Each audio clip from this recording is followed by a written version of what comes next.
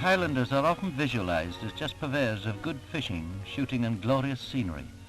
Yet the crofters are very different beings.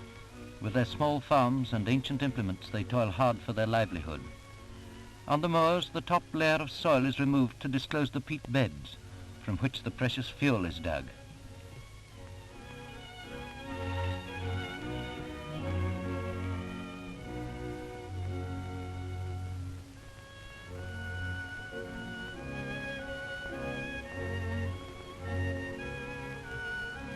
It takes several weeks before the peat is dry enough to use, and it's quite a common sight in the Highlands to see the dug peat hanging under the cottage eaves. Time seems to have stayed its hand in many parts of the Highlands, and spinning and weaving is still the work of nimble fingers and inherited skill.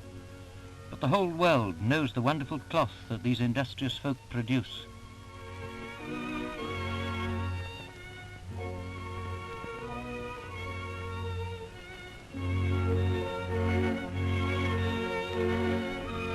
Often nature gives with one hand and takes away with the other.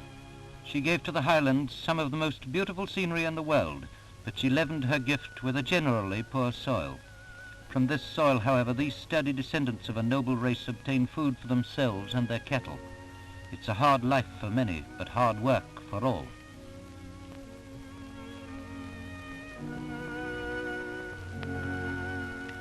A proud race which is never beaten by conditions.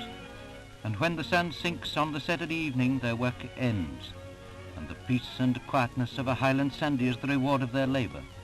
Tools are laid aside, and even the Sunday meals are prepared on the previous day, so that the strict Sabbath may remain free for their devotions. Wet or fine, these Highland crofters dress in their best, and no matter what the distance, they make their weary but dutiful trek to the kirk.